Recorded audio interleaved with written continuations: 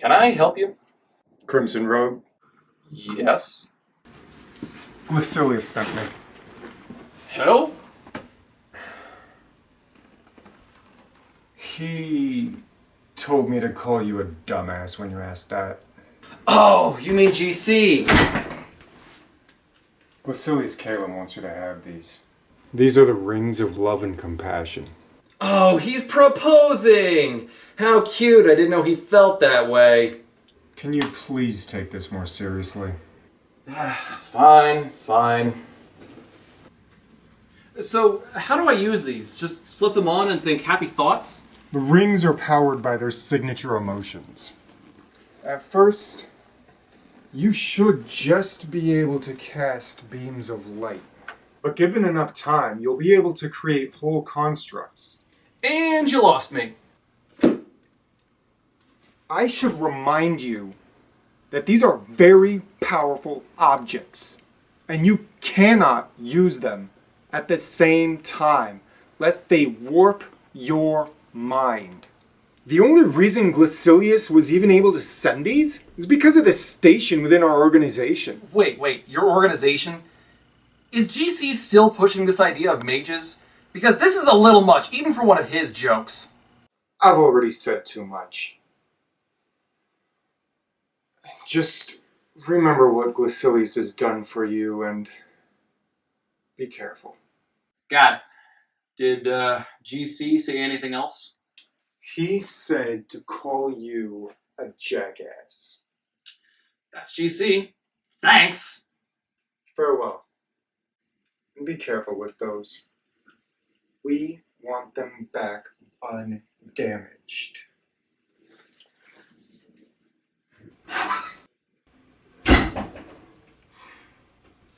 I don't know what GC's trying to pull, but this next review will be made of love and peace!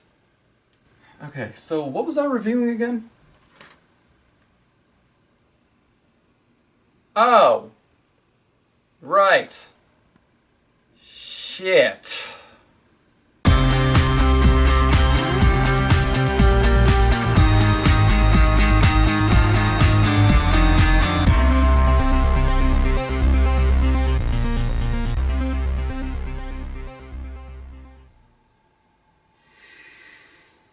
As we end another February with another Nick Sparks movie, I have to ask one thing.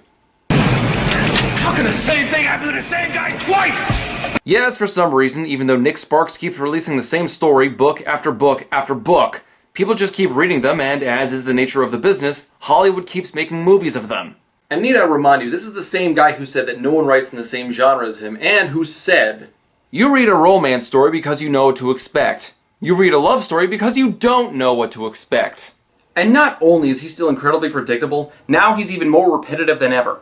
The book came out in 2010 and has all the usual Nick Sparks tropes. It's set in the South, the story is the same cookie-cutter tedium, and the main couple gets pulled apart by some random plot point that gets done away with in the third act. And the movie is so dull, so boring, so rampantly uninteresting that I was about ready to break down and just read the Spark Notes. Yeah, I know, it really is that bad. The main character, Katie, is on the run from her abusive husband, a Boston detective named Kevin Tierney. And while the romance was as grating as a belt sander to the face, the tension during the abuse scenes catches your attention right away. I just wish you didn't have to wait until chapter 17 for the plot to fucking start.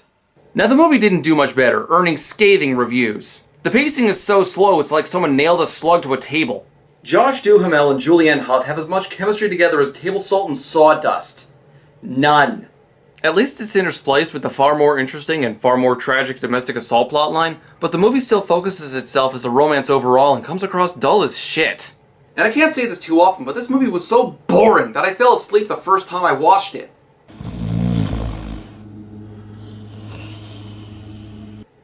Of course, the book wasn't much better. So, can the movie fix the book's mistakes? Well, I figure I shouldn't be too judgmental, so let's find out for ourselves in Safe Haven.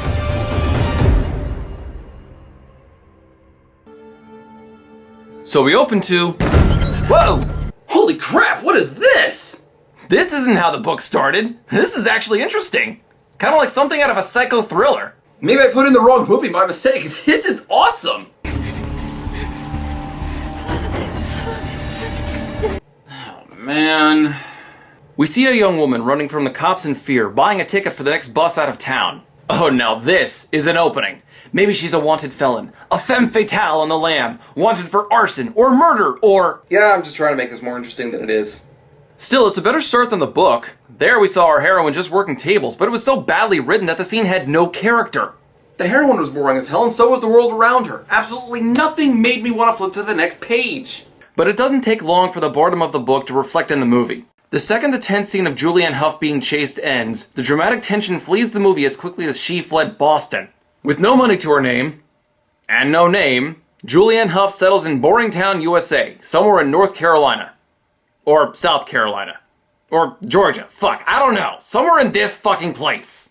Because Nick Sparks is to the southern US as Stephen King is to Maine. So our heroine gets off the bus at a town called Southport and tries to settle down with everything she was able to bring, which she carries in these 2 pillowcases. But sleeping on the beach is no way to live, so she gets herself a job as a waitress and buys a small cabin in the woods. Alright, that's not how that works. Getting the job you might be able to write off because of Southern charm, but how the hell did she get a house without a credit check? She's on the run from the cops, so she can't use her real name or she'll wind up in an easy search for the detective hunting her. And she clearly doesn't have any money on her, and she's not making that much in tips on her first day, so how the hell was she able to afford this? Also, how is she getting her paycheck? In cash, I hope, because she can't open a bank account without a social security number, which, again, she can't use because that's like a Google search for the cops. The book explained that she was able to do this because she actually stole someone's identity in order to restart her life. Selfish, perhaps, but given her situation, it was forgivable. But perhaps I'm being nitpicky. Let's keep going. So our heroine makes her way into town to shop, and if you're wondering why I keep calling her our heroine, it's because we're 12 minutes into the movie and we still don't know what to call her. I'm Lexi. Okay, I'm Katie. Hi, Katie. I don't know. She looks more like an Erin to me.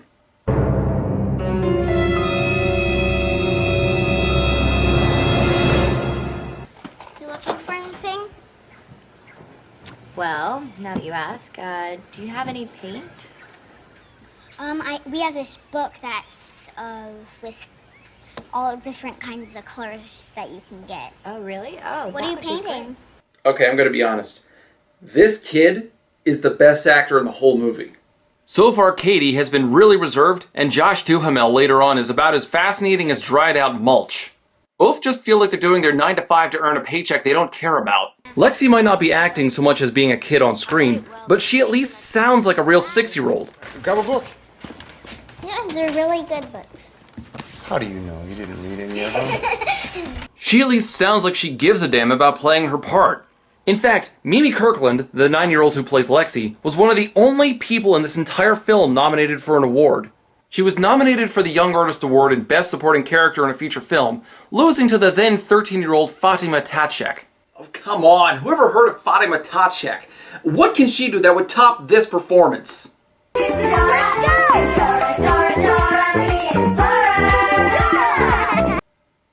Oh. Well, that shut me up. And then it's time for the inevitable meeting of the happy couple. Alex is a single father with 2 kids, Lexi and Josh, having lost his wife to the oh-so-wide selection of character deaths that Nick Sparks uses.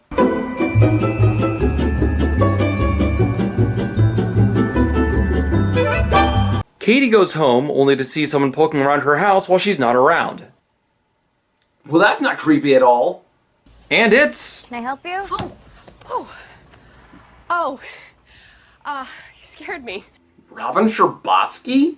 Yeah, my realtor said I didn't have close neighbors. Oh, well, I'm not close by city standards. I'm Joe, by the way. She's certainly come a long way from Canada. Yeah. Yeah? Sure. Oh, good. Good. It will keep me from peeking into strangers' windows. It's a habit I'm trying to break. She's also come a long way from being well-written or fun to watch. In the book, getting through the scenes with Joe and Katie becomes an act of saint-like patience just because of how repetitive they all were. Joe would visit Katie, then they would talk about how Katie was falling in love with Alex. Then Katie would pretend to have no idea what Joe was talking about. Almost every single scene they had together was like that. I guess you could say it was a real pattern. of friendship. So after a few run-ins, Alex decides that he likes Katie and begins his own way of courting her, using all the southern charm and hospitality he can muster. He gives her an old bike of his. He then drops said bike at her house in the middle of the night. Hell, he even sells her paint from his shop despite one tiny oversight. When did we start selling paint? Today. But it's not like he's being some obsessive weirdo, no! He's just being goofy and awkward and affectionate, so that makes everything he's doing okay. Oh, wait. I got, some other stuff you need just in case. Get some tape, sandpaper, scrapers, things like that. Just tape around, sand it down before you put the primer. You know what to do. All right. Meanwhile, the movie keeps jumping back to Detective Kevin Tierney searching for Katie. The whole eastern seaboard. Yeah, down to Atlanta. What happens in Atlanta? Well, where do you want to go? Where can you go from Atlanta? Anywhere. Atlanta's our southern hub. So far, he's the most engaging character, on the hunt for a dangerous criminal. We see him work very hard, pulling long hours, going door to door for information, and putting his all into the investigation. He even seems like a decent, caring guy, helping out this rude ass behind him in line. Come on, buddy. You gonna buy a ticket or what? No, I'm not gonna buy a ticket, but I can help you. I can help you out. Can we open another window for my friend here? Beautiful, thank you. I'm sure his backstory won't be a heartbreaking betrayal of any kind.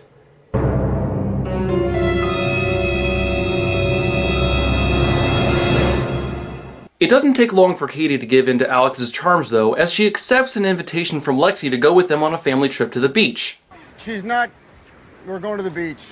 I see that. I need her to come right now. Lexi, she's not coming with us. No, I want her to come. Screaming and whining just like a real child would. She is a great actor. The beach trip goes well, and we see Alex taking several photos. Now, this is a good character moment. Why do you always have to take pictures? I don't know, Josh, because I want to be able to remember this stuff. That's why. We know his wife died, so perhaps he takes these photos to remember things that might not always be around. His desperate grasp onto those that he might not be able to protect drives him to save as many memories as he can. Or, that's what I'm assuming. The movie never actually brings it up again in what a lot of people would call wasted potential. But me, I call it art. Now here the movie really slows down while Alex and Katie go on another date. They go on a canoe. It's so beautiful. Yeah. This is probably my favorite place in the whole world. And nothing happens. They get caught in the rain. You hungry? Yeah. Okay. And nothing happens. They dance in an empty store. And nothing happens. You know, I am getting kind of tired. And the halfway point of a movie is a pretty good point for a nap, so it's really nice for the movie to help lull us to sleep. We're just keeping our heads down. Getting to play mom and dad, which is interesting. Just trying to keep it all together, really.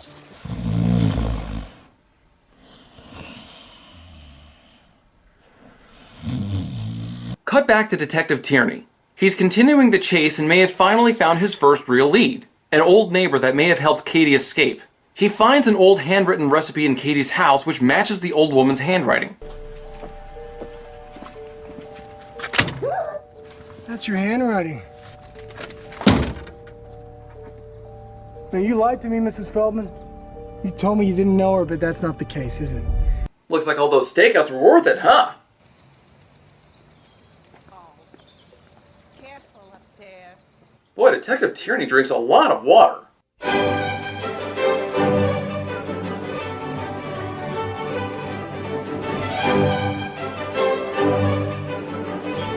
Hey. Kevin! Can I see you in my office? Yeah, I'm in the middle of something. I'll be there. Now! What's in your water bottle? Your water bottle, you carry it with you everywhere you go. What's in it? Water. Yeah? Give it to me. Why?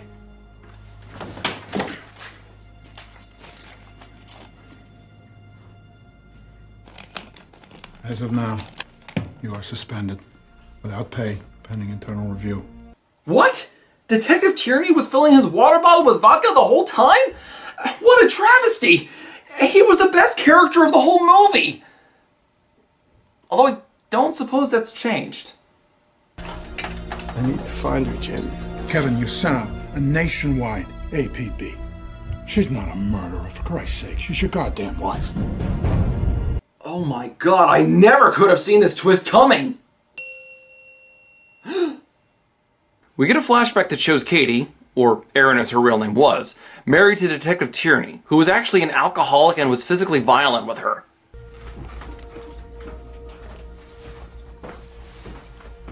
You think I'm done with that? No, I was just coming to pour you some more.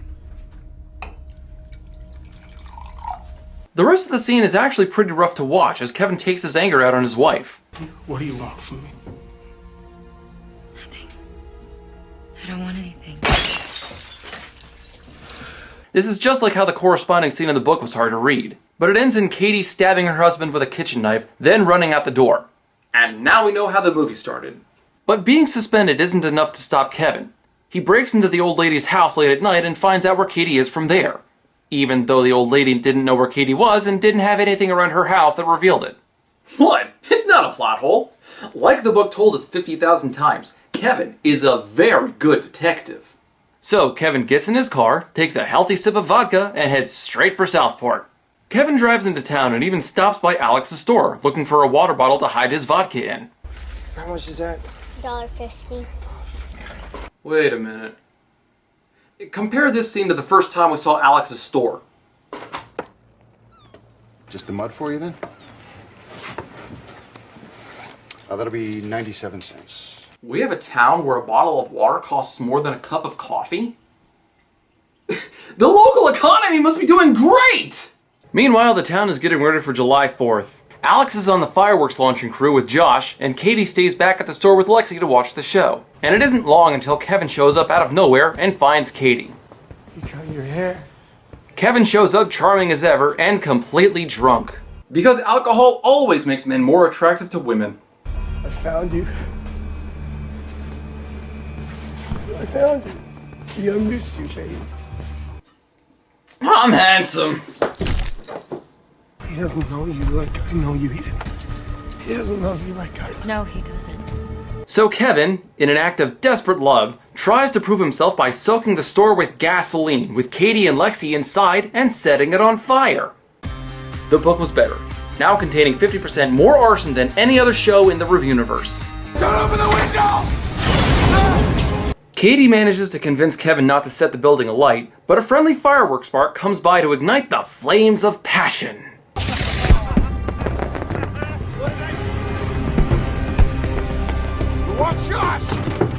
So Katie has a little wrestle with Kevin while Alex gets Lexi out of the burning building. 1, 2, 3, come on! Is anyone else craving marshmallows? But the fun doesn't last long as Kevin drunkenly misfires his revolver, with hilarious results. I'm so sorry.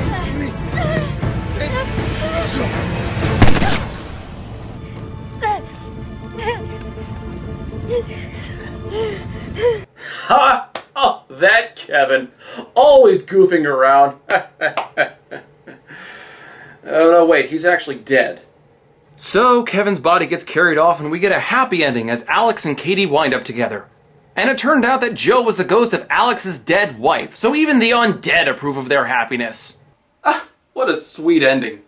They get to be happy, the kids get to be happy, and the movie just leaves you with this nice fuzzy feeling inside and... Ah! Damn it! Son of a bitch! Fuck this tepid bullshit! Oh my god, this one was hard to get through. I wasn't kidding when I said the book and the movie both put me to sleep. Any conceivable talent Nick Sparks may have for writing didn't show up when we penned this dull-as-hell romance. By this point, he's selling books through name recognition alone, not developed skill. This isn't an experienced mind creating life or fascinating characters. Hell, this isn't even a real romance. This is just laziness. Nick Sparks was asleep at the wheel when he wrote this, and god damn it does it show. Now normally I grade the book, then the movie, then the adaptation, but this time I'm gonna switch it up. Well, the movie sucked, but that should be obvious by now. Josh Duhamel and Julianne Hough are not engaging actors. And their characters were boring as hell. Combine that with an extremely listless plot, and you have a recipe to fall asleep to at the theater. In fact, the entire movie felt like it had 20 minutes of plot stretched out over 2 hours. Plus, Katie doesn't act like an abuse victim. She recovers too quickly, doesn't let the world bother her, and is too quick to trust again. The only reason we have to pay attention was to get more of Kevin's character, horrible person or not. Few gripping lines, no memorable scenes, and a very poorly represented domestic abuse situation that doesn't take the gravity of such a crime into account. Give this one a pass, it gets a 1 out of 5. When I first started this grading scale, I wondered if a movie could score higher as an adaptation than as a movie. And we may have found such an example. While both the book and the movie are wretched, the movie took steps to counter the book's agonizing tedium. It started off with loud chaos, it broke up the dull romance plotline with a more interesting abuse story, and it stuck to the characters and details of the book pretty well. Noted, they're trading boring for boring, but hey, it's a fair representation. All in all, the movie as an adaptation gets a 3 out of 5. And now finally for the book itself. This thing is just awful! I got through the last song easily enough, but this one, oh gods! Aside from Kevin, this didn't have one interesting character, one iota of romance, one fucking reason for the reader to care. I almost had something to keep me going when the book introduced Kevin, but he was the bad guy. He was a raging alcoholic, a domestic abuser, and an attempted murderer, and he was the closest thing to something interesting to read about. Like I said, the book is also mind-numbingly repetitive. Scenes between certain characters recycle over and over and over. When he's alone, Alex dotes on his kids and misses his wife. Joe and Katie only talk about how much Katie likes Alex. Kevin tells us 1,000 times that he's a great detective and what he'll do to Katie when he finds her. There are large swaths where you could just skip entire chapters without missing anything in regards to plot or character. And this was marketed as a romance story, but it fails in that in every way. The romance is meaningless because the characters are boring as hell and they have no chemistry. No reason at all to attract us as readers. It could have worked as a thriller, what with the graphic violence with the domestic abuse, but no. Fetid romance while a drunk cop talks about how much he wants to slap his wife around. This is easily one of the worst books I've ever read. Safe Haven gets a 1 out of 5, but only because my scale doesn't have a 0 out of 5. But there is one thing the book does right. It highlights elements of domestic abuse and just how damaging it can be. What the victim goes through, what she feels she has to do in order to survive, how hard escape can be, what goes through the abuser's mind and how they justify their actions. I wish this had been an entirely different story because there is something good to be had here. There are people out there, amazing people, who run underground railroads of sorts, who ferry abuse victims out of town, out of state, and help them establish new lives. Why not have Katie escape using a system like that, but maybe have her find her footing again and try to rebuild her life? Maybe fall in love again after she's recovered. Sparks had an idea for a story here, but it was unformed, misguided, and worst of all, lazy. What could have been a spectacular display of selflessness, using his ability as a recognized author to shine a spotlight on a real problem, just devolved into meaningless tripe. That, I think, is the book's biggest failing. Hey guys, originally I had a joke planned here that was going to segue into the next review, which was going to be The Three Musketeers starring Logan Lerman. But considering the recent tragic loss that the literary world suffered, I thought it was more appropriate to take a break from my planned review schedule in order to celebrate someone's life. It's not often that we're blessed to see a genius that creates a world as unique and bizarre and as celebrated as Discworld. And I'm a little embarrassed to admit this, but I have not yet read any of the books in the series. But I hope to change that. And I hope that you'll join me in celebrating Terry Pratchett's life with Hogfather. See you guys next time.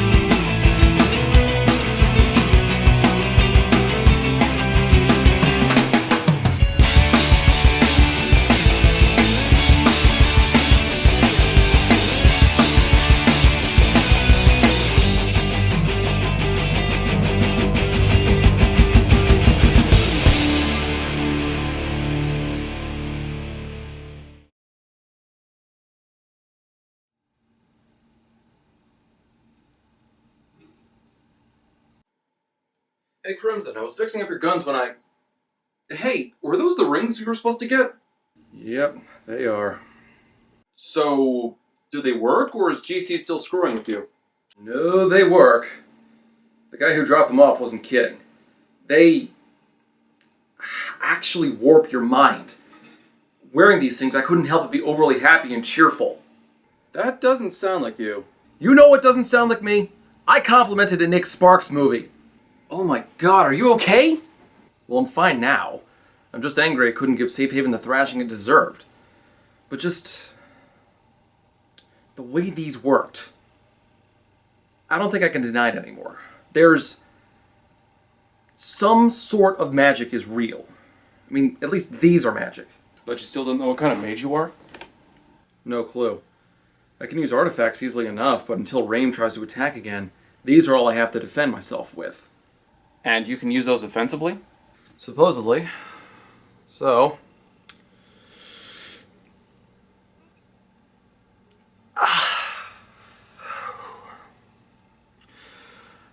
I'm just gonna have to start getting used to this. So, is this the end of the angry, yelling Crimson Rogue? Not as long as I'm careful. But now, I have a weapon that is literally powered by my love for books. Bibliophilia is a good thing, then? Bibliophilia was always a good thing. But books and magic? Now things are getting interesting.